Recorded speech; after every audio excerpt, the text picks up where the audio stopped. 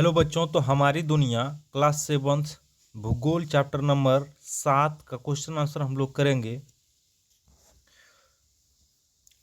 प्रश्न, जल प्रदूषण हो रहा है।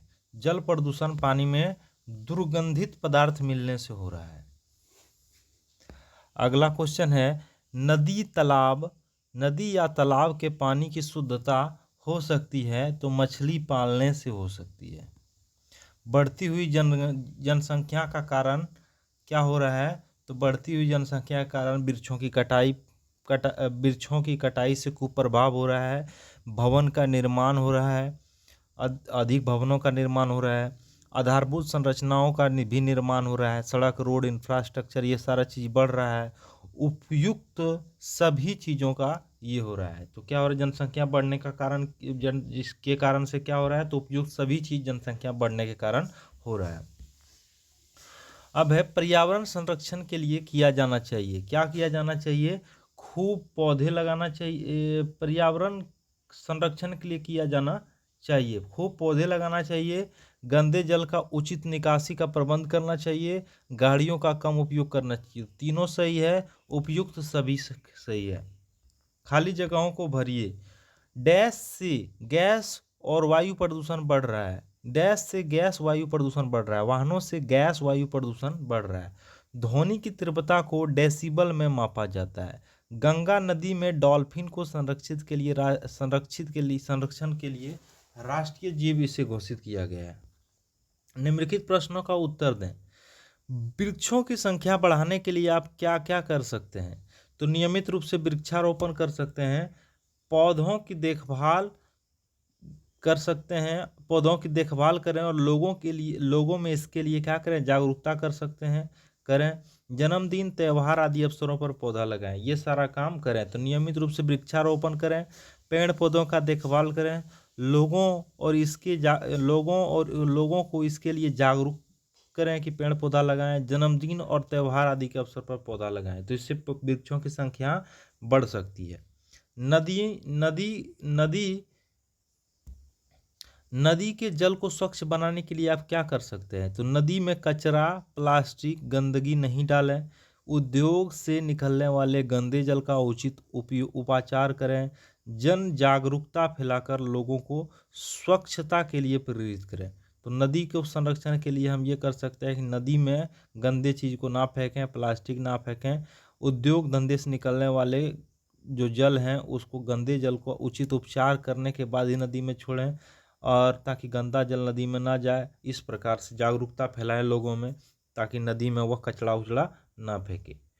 उन क्रियाकलापों की सूची बनाएं जिससे पर्यावरण को नुकसान पहुंचता है। तो वृक्षों की कटाई से नुकसान पहुंचता है, जल और वायु प्रदूषण से नुकसान पहुंचता है, प्लास्टिक का अत्यधिक उपयोग से नुकसान पहुंचता है, कचरा जल में फेंकने से नुकसान पहुंचता है, वाहन प्रदूषण से, ध्वनि प्रदूषण से, औद्योगिक अपशिष्ट से।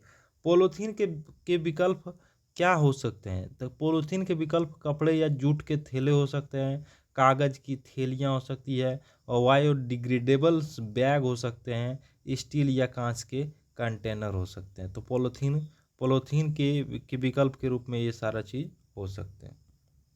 अगला है, शहरी और ग्रामीण प्रदूषण पर्यावरण में क्या क्या अंतर दिखाई पड़ते हैं? तो शहरी पर्यावरण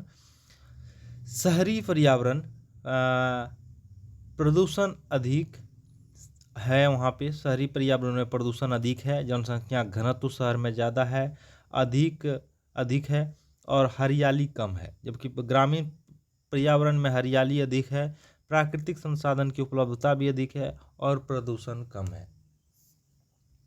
प्रदूषण के कारण क्या कारण है? हमारे जीवन पर इसका क्या प्रभाव पड़ता है? प्रदूषण के कारण है वाहन, उद्योग, प्लास्टिक, कचरा, ध्वनि, रसायन, ये सब क्या है? प्रदूषण के कारण है। प्रभाव, इससे बीमारियां हो रही है, सांस, त्वचा आदि गड़बड़ हो रही है। जलवायु प्रदूषण, सांस में दिक्कत हो रहा है लेने में बीमारी से, और त्वचा भी खराब हो रही है, स्किन कैंसर, ये सारी चीज़ हो रहा है, प्रदूषण से बीमारियां हो रही है।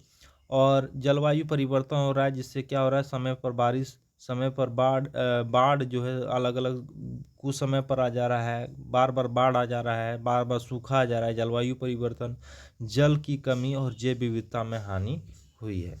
ग्लोबल वार्मिंग को कैसे कम कर सकते हैं? तो अत्यधिक पेड़ लगाएंगे, कार्बन का उत्सर्जन कम करेंगे। तो ग्लोबल वार्मिंग मतलब धरती का तापमान का गर्म कहा जाता है। धरती के पर्यावरण को गर्म होना ही क्या कहलाता है? पृथ्वी के पर्यावरण का गर्म होना ही ग्लोबल वार्मिंग कहलाता है। तो अधिक पेड़ लगाएंगे तो ये ज़्यादा गर्म नहीं होगा। कार्बन डाइऑक्साइड क्या करता है? ज़्यादा सूर्य की किरणों को अवशोषित करके धरती पर रखता है, जिसके कारण ग्लोबल वार्मिंग होता है। तो इसका कम उत्सर्जन करेंगे तो कम गर्म होगा। पृथ्वी के ऊर्जा के नवीकरणीय स्रोतों का उपयोग, जैसे सोलर ऊर्जा, वाइंड एनर्जी है ना, ओशियन थर्मल एनर्जी, ये सब का उपयोग करेंगे तो क्या होगा? ग्लोबल वार्मिंग कम होगा। प्राकृतिक नवीकरणीय ऊर्जा का उपयोग करेंगे, है ना, जिससे प्रदूषण कम फैलेगा। प्लास्टिक का उपयोग क्या करेंगे? बंद करें। प्लास्टिक का उपयोग बंद करें, और ये सारा चीज़ है।